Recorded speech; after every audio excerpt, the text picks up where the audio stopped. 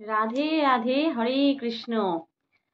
আজ আমি আপনাদের সামনে এমন একজন ভক্তের ভক্তির কাহিনী তুলে ধরতে চাইছি, যে ভক্তের ভক্তি কথা শুনলে যদি হৃদয়ে আমাদের একটু হলেও ভগবানের প্রতি প্রেম থাকে, তো মন ছুঁয়ে যাবে, মন ভরে যাবে এই ভক্তের ভক্তির কথার দ্বারা।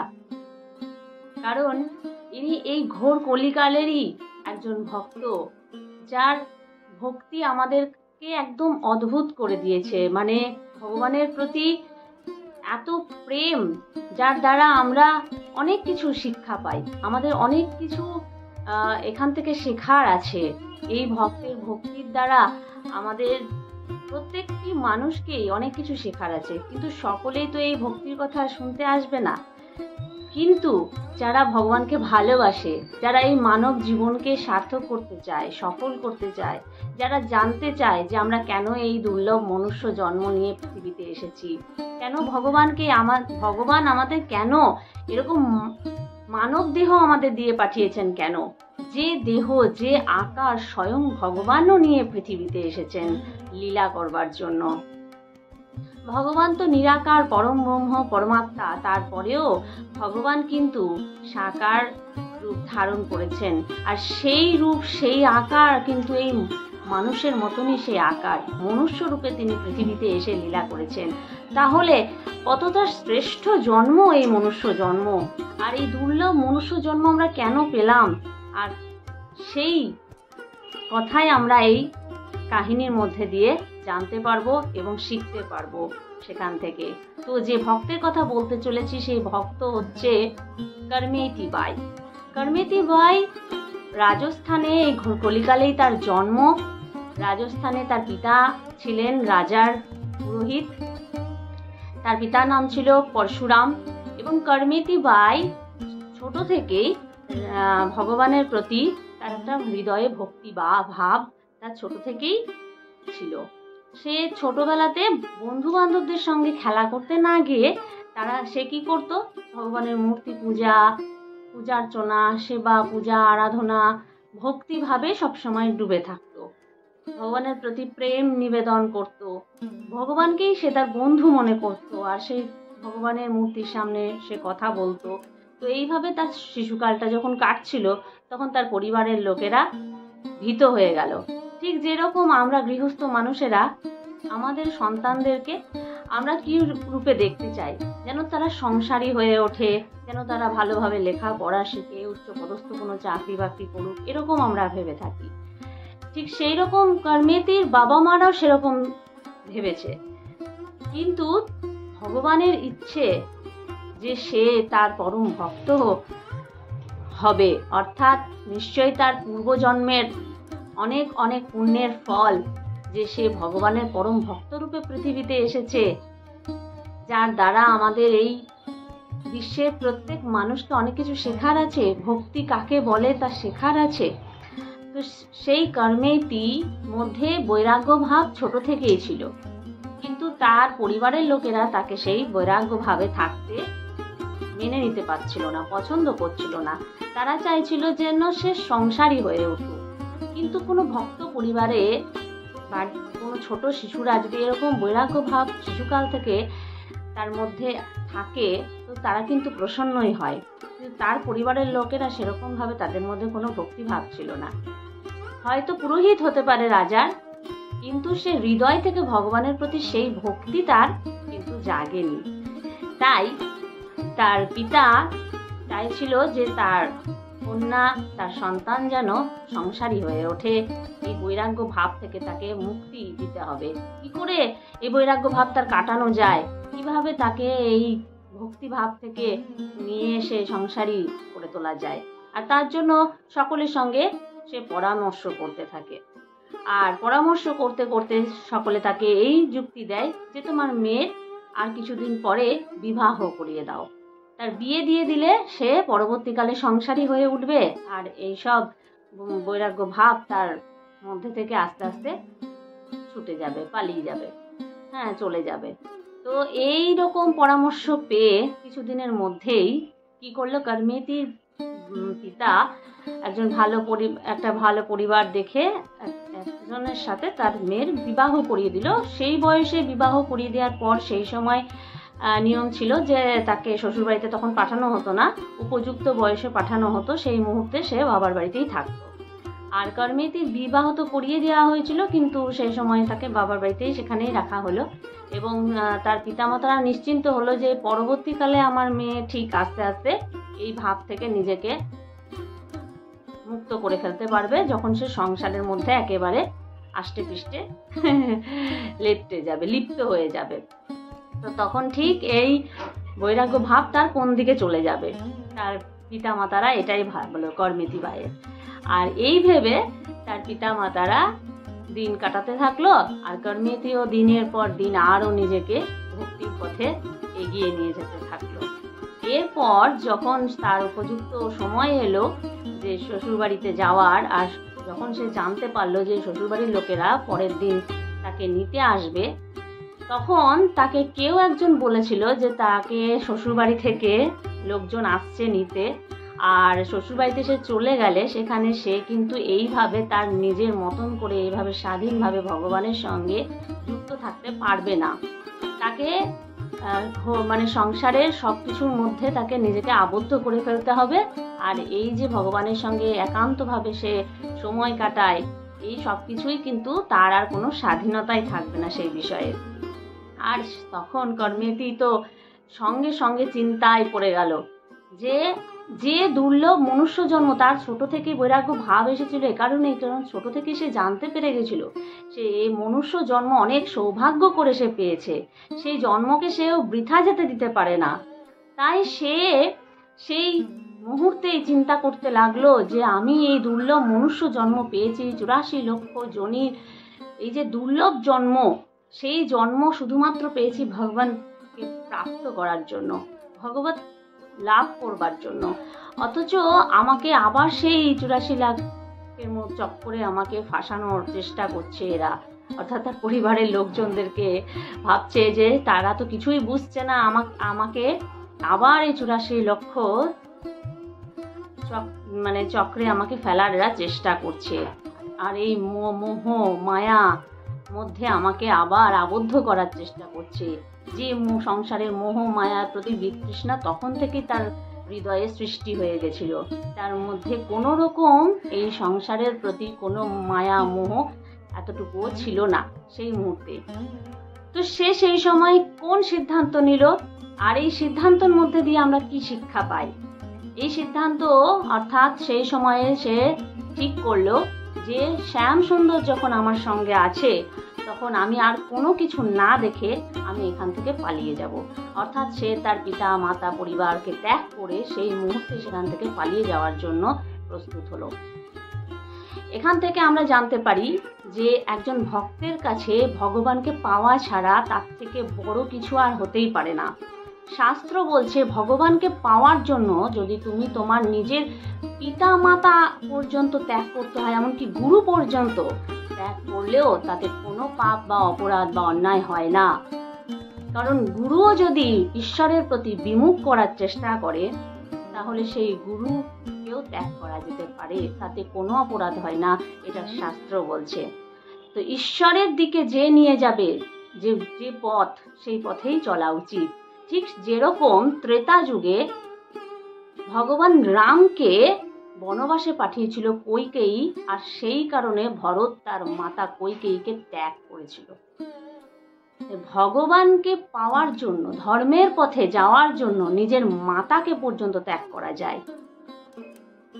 তো সেখানে কর্মেতিও তাই করলো যে তার পরিবারকে ত্যাগ করতে রাজি হয়ে গেল শুধুমাত্র ভগবানকে পাওয়ার জন্য। তো শাস্ত্র আমাদেরকে এটাই শেখাচ্ছে যে ভগবানকে পাওয়ার জন্য নিজের বলতে সব কিছুকে ত্যাগ করা যায়, সব কিছু। তার কাছে আর কোনো কিছুরই মূল্য থাকে না যেখানে ভগবান তার প্রিয় হয়ে যায়। একজন ভক্তের কাছে, প্রকৃত ভক্তের কাছে ভগবানই হলো তার শ্রেষ্ঠ পাওয়া, আর তাকে পাওয়া ছাড়া আর কোনো কিছুই, কোনো মোহ মায়া তাকে আটকে রাখতে পারে না। আর সে সেই মুহূর্তে ঠিক করলো যে সে সেখান থেকে চলে যাবে, আর চলেও সে গেল, সেখান থেকে বেরিয়ে পড়লো, বাড়ি থেকে বেরিয়ে পড়লো। আর হৃদয়ে শ্যামসুন্দরের নাম জপতে জপতে সে ছুটতে থাকলো। সে জানতো যে শ্যামসুন্দর তার সঙ্গে আছে। সে মনে মনে বলতে লাগলো যে শ্যামসুন্দর, যখন তুমি আমার সঙ্গে আছো তখন আমার আর কারোরই প্রয়োজন নেই। যেখানে আমার দিকটা কেউ বুঝতে পারছে না, কেউ আমার কথাটা ভাবছে না, আমার পিতামাতা কেউ এই মুহূর্তে আমি বোঝাতে পারবো না যে আমি এই সংসারে আবদ্ধ হতে চাই না, এই মায়া মোহতে আবদ্ধ হতে চাই না। তো এইভাবে এই ভাবতে ভাবতে আর ভগবানের নাম জপ করতে করতে সে ছুটতে থাকলো। এবং ছুটতে ছুটতে সে অনেকটা দূর চলে আসার পর সে কিন্তু শুনতে পেল একটা ঘোড়ার পায়ের শব্দ। কেন?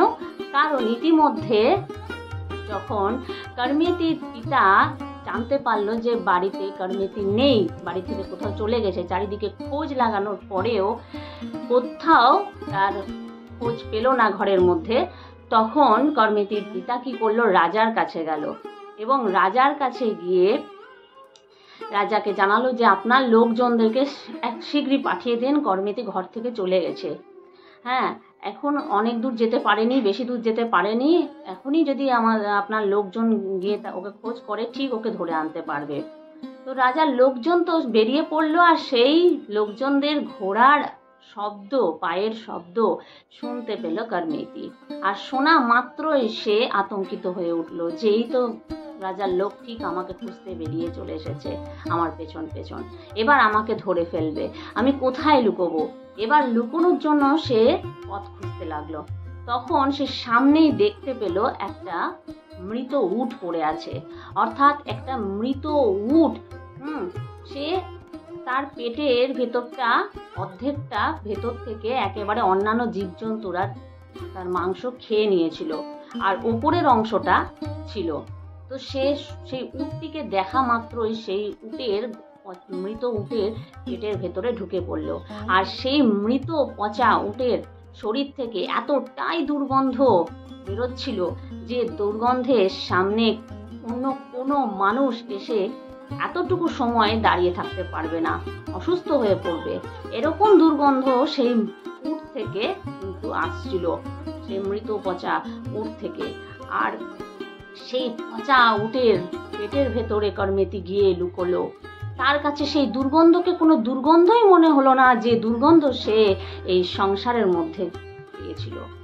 এই মায়া মোহতে জড়িয়ে থাকা সংসারের মধ্যে যে দুর্গন্ধ আছে, ভক্তের কাছে সেই দুর্গন্ধকে সব থেকে বেশি দুর্গন্ধ মনে হয়। যেখানে একটা পচা উটের গন্ধ, পেটের মধ্যে যে দুর্গন্ধ বেরোচ্ছে, সেটাকে যার কাছে কিছু মনেই হচ্ছে না তার, যেটা কিছু মনেই হচ্ছে না তার, কারণ তার থেকেও বেশি দুর্গন্ধ সে সংসার। তাই সে সেখানে যাতে না অন্তত পক্ষে তাকে ফিরে যেতে হয়, তার জন্য সে এই দুর্গন্ধ সহ্য করতে রাজি আছে। আর সেইখানে গিয়ে কর্মেতি সেখানে গিয়ে ঢুকে থেকে এক মনে ভগবানের নাম জপ করতে থাকলো। ভগবত নাম জপ করতে করতে করতে করতে করতে করতে করতে করতে তার তিন দিন কেটে গেল, যেখানে সে না কোনো জল, না কোনো খাবার, কোনো কিছু সে গ্রহণ করেনি। তেষ্টায় এবং খিদেই কোনো কিছুকে তাকে কিন্তু কষ্ট দিতে পারেনি, যে কষ্টটা তার মনে হয়েছিল এই সংসারে আমি জড়িয়ে গেলে আমার হতে পারে। তো সেইভাবে তিন দিন এই মৃত পচা উটের পেটের ভেতরে সে কাটিয়ে দিল ভগবত নাম জপ করতে করতে। আর তারপর সে সেখান থেকে কোনো রকমে বেরিয়ে এলো, আর চারিদিকে তাকিয়ে দেখলো যে না, এখন আর কেউ নেই, আর নিশ্চয়ই কোনো ভয় নেই। রাজার লোকেরা নিশ্চয়ই আর এতক্ষণ ধরে এখানে আর থাকবে না আমাকে নেওয়ার জন্য, ফিরিয়ে নিয়ে যাওয়ার জন্য। তখন সে একটু শান্তি পেল, আর সেখান থেকে আবার হাঁটতে শুরু করলো। হাঁটতে হাঁটতে হাঁটতে হাঁটতে সে চলে গেল অনেক দূর, এবং সেখানে গিয়ে পবিত্র নদীতে স্নান করে সে এবার ভাবলো যে এবার কোথায় যাওয়া যায়। সে যেহেতু তার পিতার মুখ থেকে শুনেছিল ব্রজভূমির কথা আর বৃন্দাবনের কথা, যেখানে গেলে ভগবান কখনো কোনো ভক্তকে নিরাশ করে না, যেখানে অবশ্যই ভগবত প্রাপ্তি ঘটবেই, সেই ব্রজভূমির প্রতি তার হৃদয়ে প্রেম আগে থেকেই জেগেছিল। তাই সে আর কিছু না ভেবে ব্রজভূমির পথ কোন দিকে তা জানার জন্য সেই নদীর তীরে দাঁড়িয়ে থাকা কিছু সন্ত মহাপুরুষের সঙ্গে কথা বলল। সে জানতে চাইল যে কোন পথ ধরে সে ব্রজে যেতে পারে। সে কোন পথ ধরে বৃন্দাবন যাবে সেই পথে সে নির্দেশ সেখান থেকে সন্ত মহাপুরুষদের কাছ থেকে জেনে নিয়ে সেই পথ ধরে চলতে লাগলো। এবং তারপরে কর্মেতি বাই একটা সময়ে বৃন্দাবনে গিয়ে পৌঁছেও গেল। আর বৃন্দাবন ধামে পৌঁছে সে কোনো কুটির বা আশ্রমে কিন্তু আশ্রয় নিল না। সে কি করলো, সে জানতো যে এই সুন্দর লীলাভূমি ভগবানের, যেখানে প্রত্যেকটা বৃক্ষের মধ্যে ভগবানের প্রেম জড়িয়ে রয়েছে এবং প্রত্যেক কোনায় কোনায় ভগবানের প্রেম জড়িয়ে রয়েছে, তাই সে এই বৃক্ষের নিচে বসে বসে ভগবানের নাম জপ করতে থাকলো। আর এইভাবে তার সময় কাটতে লাগলো। এইভাবে সময় কাটতে কাটতে সে ভগবানের নাম জপ করে আর তার চোখ দিয়ে সেই প্রেমের অশ্রুধারা বেরিয়ে আসে, যে অশ্রুধারায় শুধুমাত্র ভগবানের প্রতি প্রেম আর প্রেম। এইভাবে কর্মেতি বাই ভগবানের প্রতি তার প্রেম নিবেদন করতে থাকে।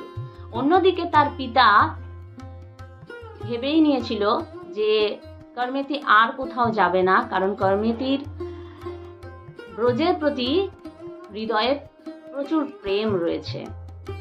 তাই সে আর কিছু না চিন্তা করে সে ধরে নিয়েছিল যে আমার মেয়ে নিশ্চয়ই বৃন্দাবনেই গেছে, সে নিশ্চয়ই যেভাবে হোক বৃন্দাবন ধাম ও ঠিক যে চলে যাবে, তো আমাকে বৃন্দাবন যেতে হবে আমার মেয়েকে খুঁজতে।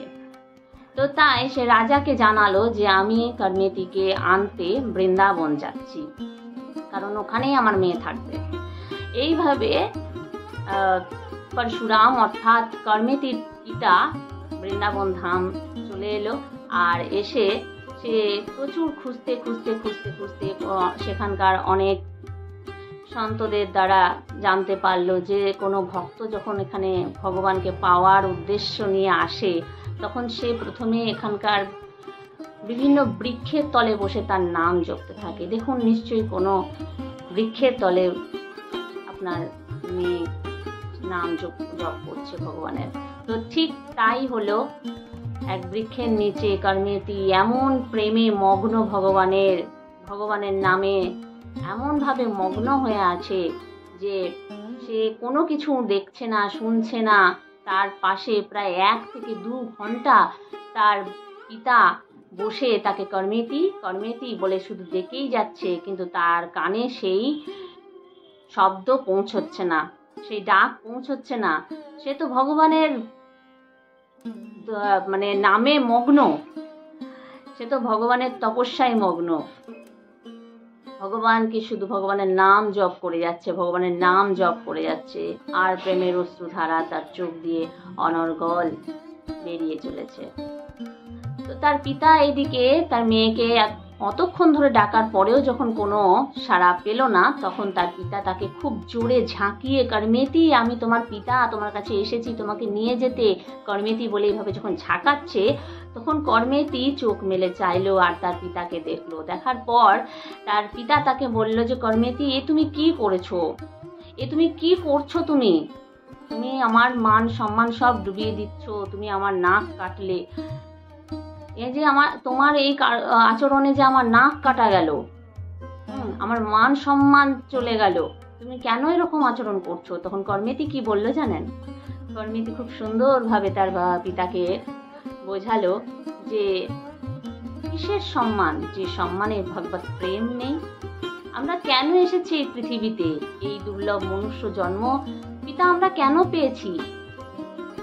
যে জন্মটা শুধুমাত্র আহার, ভয়, নিদ্রা, মৈথুনের মধ্যে কাটিয়ে দেওয়ার জন্য, এই সংসারের ভোগ বিলাসিতা, মায়া মোহতে নিজেকে আবদ্ধ রেখে এই জীবনটা অতিবাহিত করে দেওয়ার জন্য।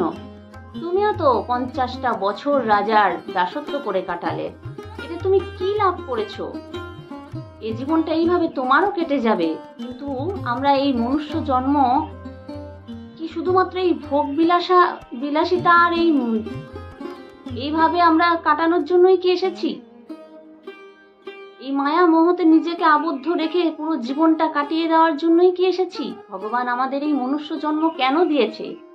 তাকে লাভ করবার জন্য। তো তোমারও উচিত এই সকল মায়া মোহকে ত্যাগ করে তার আরাধনায় ডুবে যাওয়া। যখনই তার মেয়ে কর্মেতি এইরকম কথা তার পিতাকে বলল, তখন তার পিতার জ্ঞান চক্ষু খুলে গেল। আর তার পিতার চোখে জল এসে এসে বলল, হ্যাঁ কর্মেতি, আমি এতদিন সত্যিই আমি ভুল করেছি। আমি যার দাস, আমি তার দাসত্ব না করে আমি রাজার দাসত্ব করে গেছি। তো আমি এবার তোমায় কথা দিচ্ছি যে আমিও এবার ভগবানের প্রেমে নিজেকে ডুবিয়ে দেব। ভগবত নামে, ভগবানের সেবা, যা আরাধনায় আমার জীবন উৎসর্গ করব, অর্থাৎ আমার জীবন সমর্পণ করে দেব ভগবানের নামে। তো আমাকে তো আবার ফিরে যেতে হবে আমার নিজ স্থানে, কারণ সেখানে আমার সকলেই পড়ে রয়েছে, পরিবারের লোকেরা, তারা আমার আশাতে পড়ে রয়েছে। তো তখন কর্মেতি তাকে ভগবানের এক মূর্তি তার পিতার হাতে তুলে দেয় আর বলে যে এই মূর্তি নিয়ে গিয়ে তুমি এই মূর্তির সেবা পূজা আরাধনা করো, আর তার মধ্যে দিয়েই তুমি ভগবত লাভের পথে এগিয়ে যাও। তো তার পিতা রাজস্থানে সেই মূর্তি নিয়ে আসে, আজও আছে সেই মূর্তি রাজস্থানে, এবং সেখানে ভগবানের সেবা পূজায় নিজেকে সম্পূর্ণভাবে লাগিয়ে দেয়। আর তারপর কিছু সময় চলে যাওয়ার পর, কিছুদিন পর রাজা দেখে যে আমার পুরোহিত তার মেয়েকে আনতে বৃন্দাবন গেল, কিন্তু এখনো পর্যন্ত কোনো খবর নেই, কোনো খোঁজ নেই। তার লোকজনদেরকে পাঠালো, দেখো তো যে পরশুরামের কি খবর, এখনো পর্যন্ত কি সে ফিরে আসেনি তার মেয়েকে নিয়ে। তারপর তার লোকেরা জানতে পারে যে না, তার পরশুরাম ফিরে এসেছে, এবং সেখানে গিয়ে যখন বলে যে রাজা তোমায় ডাকছে, তখন পরশুরাম বলে যে তুমি তোমাদের রাজাকে গিয়ে বলে দাও যে আমি আর তার দাস নই, আমি যার প্রকৃতপক্ষে দাস, আমি এখন তারই সেবায় নিজেকে যুক্ত করে দিয়েছি, তাই আমার পক্ষে আর রাজার কাছে ফিরে যাওয়া সম্ভব নয়। তখন এই কথা রাজাকে তারা গিয়ে বলে, আর রাজা মধ্যে যেহেতু ভক্তি ভাব ছিল, তাই রাজা বুঝতে পারে যে নিশ্চয়ই বৃন্দাবনে এমন কিছু কর্মেতি তার পিতাকে দিয়েছে যার কারণে তার পিতা আর ফিরে আসতে চাইছে না এই আমার কাছে। তো তারপরে রাজাও চলে যায় বৃন্দাবন কর্মেতির কাছে, এবং কর্মেতির কাছে গিয়ে কর্মেতিকে রাজা অনুরোধ করে যে কর্মেতি তুমি ফিরে চলো আমার রাজ্যে, তুমি ছাড়া আমার রাজ্য শূন্য, হাহাকার। ঠিক যেই রকম মীরাবাইকেও ফিরিয়ে নিয়ে যাওয়ার জন্য লোক এসেছিল, কিন্তু মীরাবাই কি করেছিল জানেন? মীরাবাই বলেছিল যে একবার এই বৃন্দাবন ধামে চলে আসে, যে একবার গিরিধারীর কাছে চলে আসে, তার পক্ষে আর ফিরে যাওয়া সম্ভব হয় না। তো ঠিক আছে, আমি তোমাদের সঙ্গে যেতে রাজি আছি, তো একবার আমি আমার গিরিধারীর সঙ্গে দেখা করে আসি। তো গিরিধারীর সঙ্গে যখন মীরাবাই দেখা করতে গেছিল, তো তখন সে গিরিধারীর মধ্যেই নিজেকে লীন করে দিয়েছিল। অর্থাৎ সকলে যখন দেখছিল যে এত দেরি হচ্ছে কেন মীরার ফিরে আসতে, তো সকলে গিরিধারীর কাছে গিয়ে দেখে গিরিধারী তো আছে কিন্তু মীরা নেই। অর্থাৎ মীরা নিজের জীবন সেখানেই সমাপ্ত করতে রাজি ছিল। অর্থাৎ প্রকৃত ভক্ত নিজেকে সেই মুহূর্তে সম্পূর্ণভাবে সে নিজের জীবন শেষ করতে, সমাপ্ত করতে রাজি থাকে, কিন্তু সেই মায়া মোহ সংসারে আর ফিরে যেতে রাজি থাকে না। তাই ঠিক সেই রকম কর্মেতি বাইও বলল, এই ব্রজ ভূমিতে, এই বৃন্দাবনে যে একবার আসে তার পক্ষে আর ফিরে যাওয়া সম্ভব নয়, যে একবার ভগবানকে লাভ করার জন্য আসে, ভগবত প্রাপ্তির জন্য যে একবার এসে গেছে তার পক্ষে আর ফিরে যাওয়া সম্ভব নয়। রাজা, আমি আর ফিরে যেতে পারবো না, আমাকে দয়া করে আর আমাকে ফিরে যাওয়ার জন্য বলবেন না। তো তখন রাজা বলেন যে ঠিক আছে, তুমি এখানেই যদি থাকতে চাইছো তো এখানেই থাকো, তো আমি একটি কুটির বানিয়ে দিচ্ছি, সেই কুটিরে তুমি থাকো। তো রাজা বৃন্দাবনে কর্মেতি বাইয়ের জন্য একটি কুটির বানিয়ে দিয়ে ফিরে চলে আসেন আপন রাজ্যে। আর কর্মেতি বাই সেই কুটিরের মধ্যে তার জীবন কাটাতে থাকে, এবং সেই কুটিরে দিন কাটাতে কাটাতে একটা সময় দেখা গিয়েছিল যে সেখানে সে ভগবত নামে এতটাই ডুবেছিল যে 18 দিন ধরে না জল খেয়ে না খাবার খেয়ে শুধুমাত্র ভগবানের নাম জপ করতে করতে করতে করতে তার 18টা দিন কেটে যায়। তার শরীর কমজোর হয়ে পড়ে, তার শরীর অচল হয়ে যায় প্রায়। তখন ভগবান দেখলেন যে আমার ভক্ত তো আমার নামে ডুবে আছে, কিন্তু এবার আমার ভক্ত প্রয়োজন তাকে আমাকেই যেতে হবে তাকে ভোজন করানোর জন্য। এবং তিনি সন্ত বেশে, শ্যাম সুন্দর স্বয়ং সন্ত বেশে সেই কুটিরে গিয়ে করমেতি বাইকে বলে যে করমেতি, এবার তোমাকে এই ভগবানের প্রসাদ এনেছি, এ প্রসাদ তোমাকে গ্রহণ করতে হবে। আর করমেতি বলে যে আমি এই প্রসাদ তো গ্রহণ করব ঠিকই, কিন্তু আপনি আমাকে এই আশীর্বাদ করুন যে আমার যেন এই ভজনের পথে, আমি যে ভজনে নিজেকে সম্পূর্ণভাবে মানে লাগিয়ে দিতে চাইছি, যুক্ত করে রাখতে চাইছি, সেই ভজনের পথে যেন এই খিদে আর তেষ্টা যেন আমাকে বাধা সৃষ্টি যেন না করে। আমার এই প্রসাদ গ্রহণের পর যেন আমার কোনো খিদে আর আমার কোনো তেষ্টাই যেন না থাকে কখনো, যাতে আমার ভজনে কোনো রকমভাবে বাধা সৃষ্টি না হয়। এরা বারবার আমাকে বাধা সৃষ্টি করে, আমার ভজন সঠিকভাবে হতে দেয় না। তো আপনি আমায় এই আশীর্বাদ করুন। তো ভগবান তাই হবে বলেন। আর এইভাবে করমেতি বাইয়ের ভগবানের সঙ্গে সাক্ষাৎ হয়ে যায়, ভগবত দর্শন হয়ে যায়, আর ভগবানের হাতে তার ভোজন করাও হয়ে যায়। আর ঠিক এরকম ভাবে ভজন পথে চলে করমেতি বাই ভগবত লাভ করে, তার ভগবত প্রাপ্তি ঘটে। তো এমন সুন্দর করমেতি বাইয়ের জীবন কাহিনী, যার মধ্যে থেকে আমরা অনেক কিছু শিখতে পারলাম, আমরা অনেক কিছু জানতে পারলাম। তো আপনারা এরকম ধরনের ভিডিও আরও অনেক অনেক জায়গায় শেয়ার করে দেন, যাতে সকলেই এরকম ভক্তি কথা শ্রবণ করে নিজেদেরকেও ভক্তি পথে চালনা করার যেন চেষ্টা করে। তার মধ্যে দিয়ে এই পৃথিবীতে ভগবানের কৃপা লাভ করতে সক্ষম হবে অনেকেই। হরে কৃষ্ণ, রাধে রাধে।